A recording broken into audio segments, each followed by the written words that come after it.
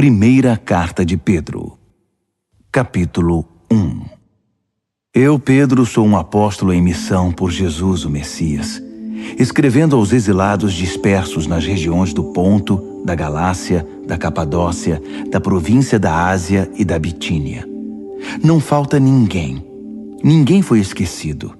Deus, o Pai, está de olho em cada um de vocês e decidiu, pela obra do Espírito, mantê-los obedientes por meio do sacrifício de Jesus. Que tudo de bom seja enviado da parte de Deus a vocês. Que Deus nós temos! E como somos felizes em tê-lo, o Pai do nosso Senhor Jesus. Pelo fato de Jesus ter ressuscitado dos mortos, recebemos uma vida nova e temos tudo na vida, até mesmo um futuro no céu, que começa agora.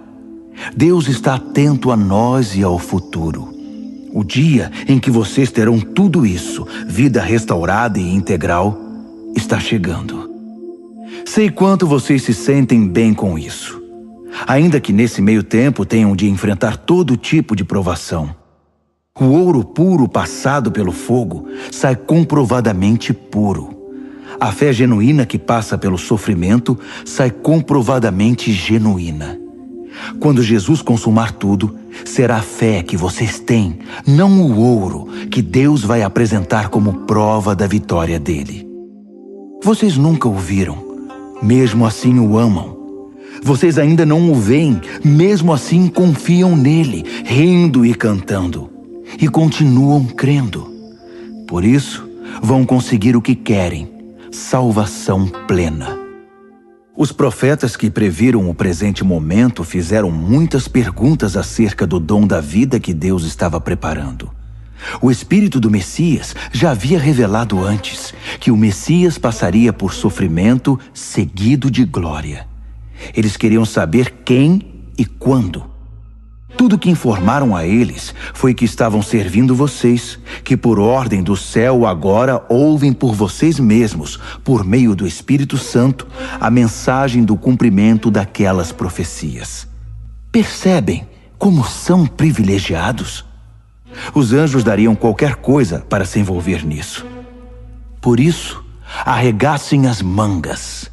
Ponham a mente para funcionar e estejam prontos para receber o dom que está para chegar com a vinda de Jesus. Não se acomodem aos velhos caminhos do pecado, quando vocês só faziam o que queriam. Naquele tempo, vocês não conheciam nada, mas agora conhecem. Como filhos obedientes, andem no caminho da vida moldado pela vida de Deus, uma vida ativa e cheia de santidade. Deus disse: eu sou santo, então sejam santos. Vocês pedem ajuda a Deus e Ele atende. É um bom pai. Mas não se esqueçam de que é também um pai responsável e não vai deixar que vocês vivam na lama. A vida de vocês é uma jornada que deve ser empreendida com uma profunda consciência de Deus. Custou muito caro para Deus tirá-los daquela vida sem rumo e vazia em que vocês foram criados. Ele pagou com o sangue sagrado de Cristo. Vocês sabem disso. Ele morreu como um cordeiro sem culpa. E não foi algo impensado.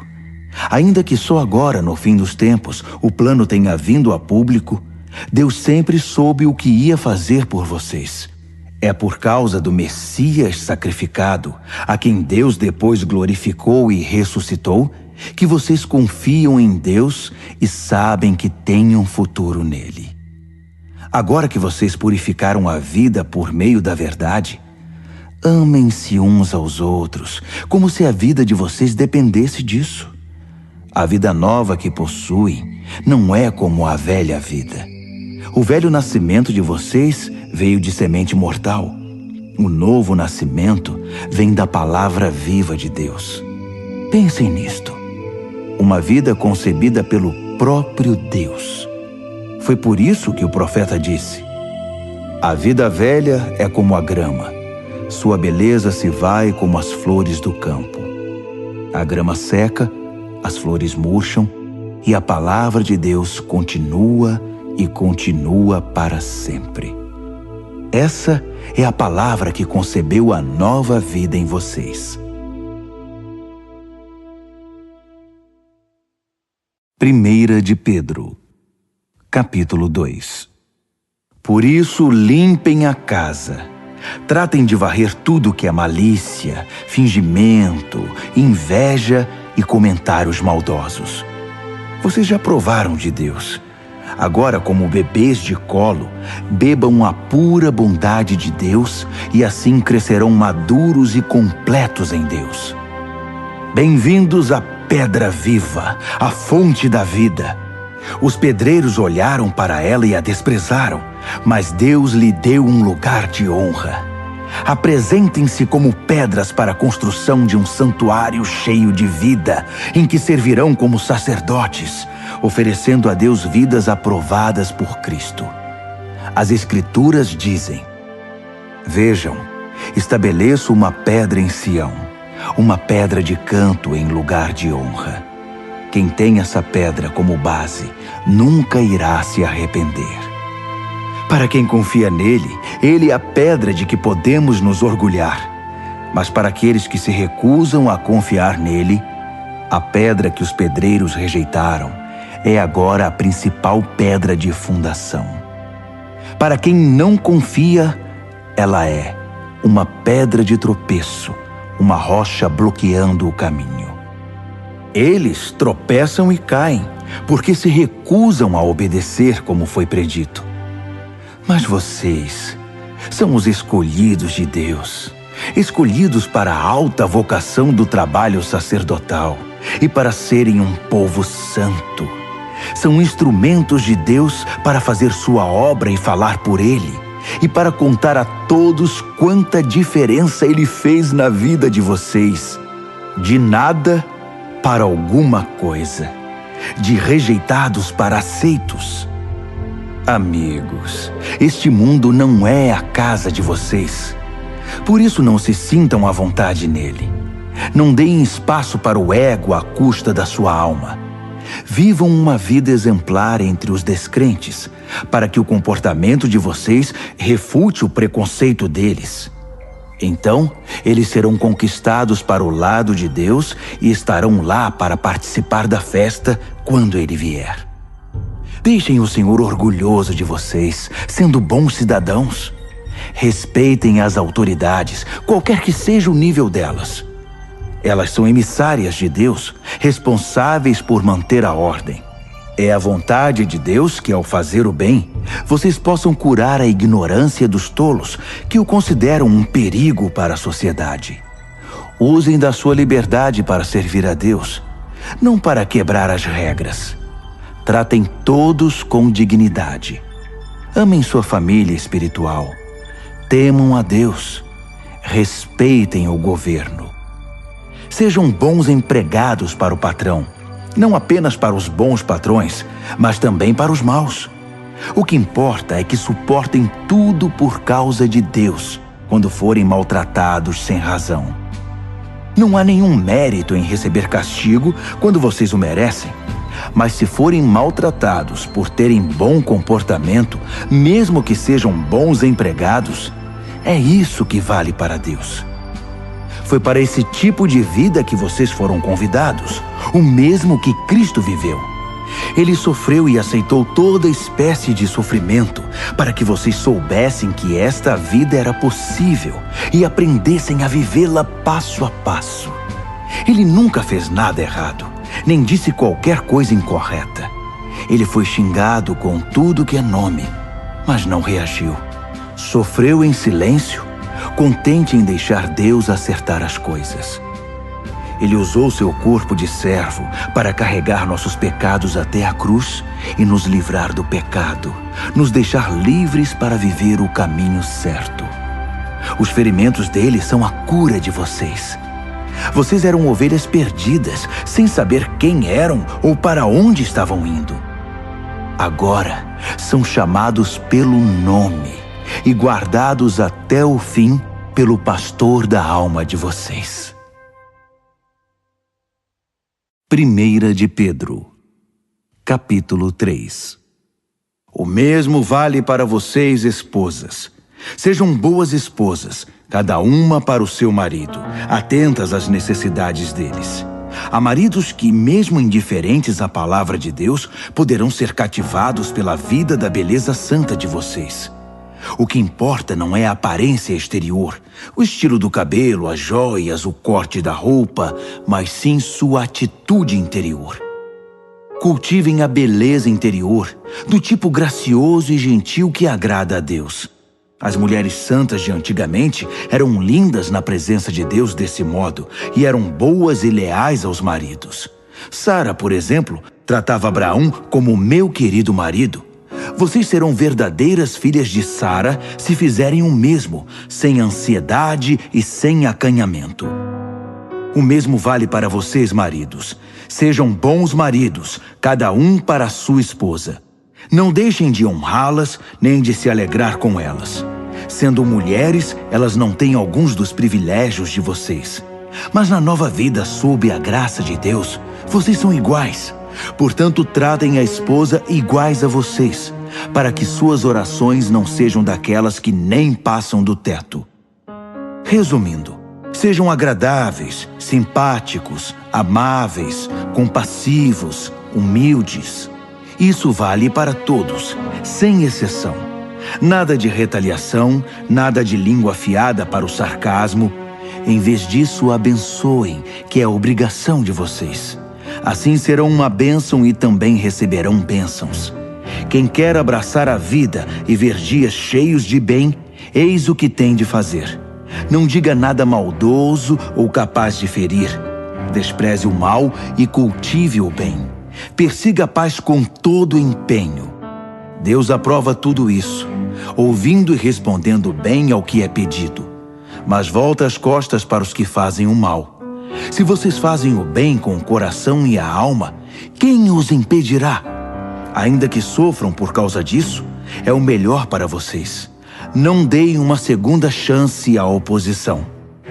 Em condições favoráveis ou desfavoráveis, mantenham um coração atento em adoração a Cristo, Senhor de vocês. Estejam prontos para falar e explicar a qualquer um que perguntar por que vocês adotaram esse estilo de vida, sempre com a maior gentileza. Tenham uma consciência tranquila na presença de Deus, de modo que quando as pessoas jogarem lama em vocês, não consigam sujá-los. Seus inimigos vão acabar percebendo que eles é que precisam de um banho. É melhor sofrer por fazer o bem, se é isso que Deus quer, que ser punido por fazer o mal. Afinal, o que Cristo definitivamente fez, sofreu por causa dos pecados dos outros, o justo pelos injustos. Ele enfrentou tudo isso, foi morto e ressuscitou para nos conduzir a Deus. Ele proclamou a salvação de Deus às gerações anteriores que estavam na prisão por não terem escutado. Vocês sabem que, embora Deus tenha esperado pacientemente que Noé construísse uma arca, poucos foram salvos. 8, para ser exato, salvos da água pela água. A água do batismo faz o mesmo por vocês. Não por limpar a sujeira da pele, mas por apresentá-los diante de Deus com uma consciência pura por meio da ressurreição de Jesus. Jesus tem a última palavra sobre tudo e todos, de anjos a exércitos. Ele está com Deus, e o que ele diz, acontece. 1 de Pedro, capítulo 4. Portanto, considerando que Jesus passou por tudo que vocês estão passando e até mais, aprendam a pensar como ele. Pensem no seu sofrimento como uma maneira de abandonar o velho hábito pecaminoso de querer conseguir as coisas do modo de vocês. Assim serão capazes de viver livres para buscar o que Deus quer, em vez de serem escravizados pelos próprios desejos. Vocês já viveram aquela vida que ignorava Deus. Festas toda noite, bebedeiras e depravação. Mas chegou a hora de se livrar disso para sempre. Obviamente, os amigos daquela época não entendem por que vocês não os procuram mais. No entanto, vocês não têm a obrigação de prestar contas a eles. eles serão chamados à responsabilidade na presença do próprio Deus. Ouçam a mensagem. Ela foi pregada aos cristãos que agora estão mortos, mas ainda que estejam mortos, como acontece com todos, eles vão continuar na vida que Deus concedeu a eles em Jesus. Tudo neste mundo está para ser consumado. Portanto, não tomem nada como certo. Mantenham uma vida de oração. Acima de tudo, amem uns aos outros como se a vida de vocês dependesse disso. O amor resolve praticamente qualquer situação. Sejam prestativos em dar uma refeição ao faminto, uma cama ao sem-teto, e façam isso com alegria. Sejam generosos com os dons que Deus concedeu a vocês e permitam que todos participem deles. Se palavras, que sejam palavras de Deus. Se ajuda, que seja uma ajuda sincera da parte de Deus. Assim, a brilhante presença de Deus se tornará evidente em tudo por meio de Jesus, e ele receberá todo o crédito, na condição de quem é poderoso em tudo, para sempre, até o fim dos tempos. Amém. Amigos, quando a vida ficar realmente difícil, não pensem que Deus não está no comando. Em vez disso, alegrem-se, pois vocês estão passando pelo mesmo que Cristo passou. É um processo de refinamento espiritual e a glória está chegando. Se vocês sofrem abusos por causa de Cristo, considerem-se felizes. É o Espírito de Deus e sua glória em vocês que serão vistos pelos outros. Se eles os perseguem porque vocês quebraram a lei ou perturbaram a paz, é outra questão. Mas se é porque vocês são cristãos, não pensem duas vezes. Sejam orgulhosos da condição distinta refletida nesse nome. Chegou a hora do julgamento, e ele começará pela própria família de Deus. Somos os primeiros da fila. Se começa conosco, imaginem como será para aqueles que rejeitam a mensagem de Deus. Se os bons quase não resistem, o que está reservado para os maus? Então, se vocês acham que a vida está difícil porque estão fazendo o que Deus mandou, fiquem tranquilos, confiem nele. Ele sabe e sempre saberá o que está fazendo.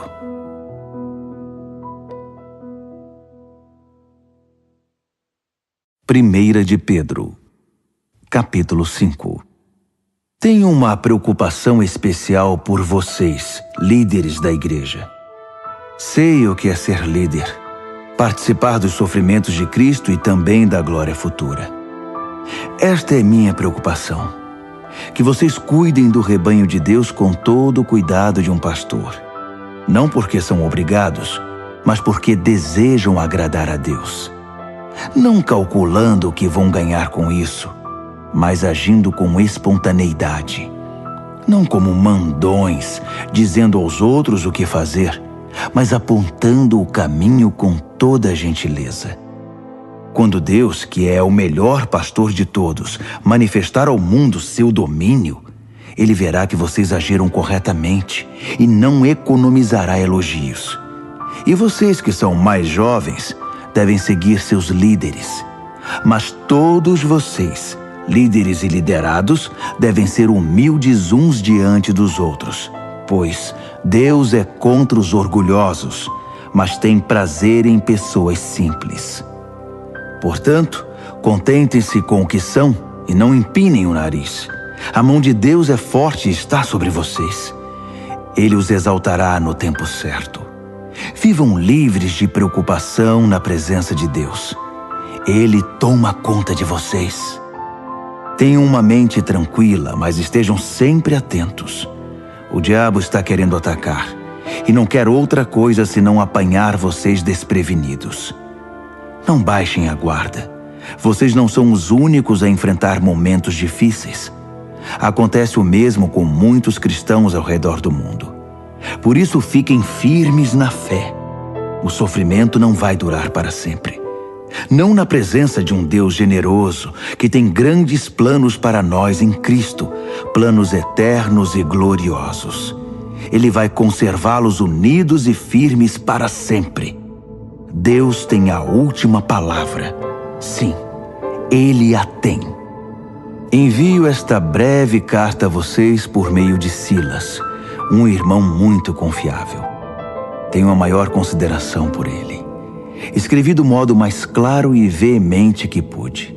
Essa é a verdade generosa de Deus. Recebam-na de braços abertos. A igreja no exílio aqui comigo, mas nem por um momento esquecida por Deus, quer ser lembrada por vocês. Marcos, que é como um filho para mim, envia saudações. Abracem todos aí. A paz seja com vocês, a todos os que andam nos caminhos de Cristo.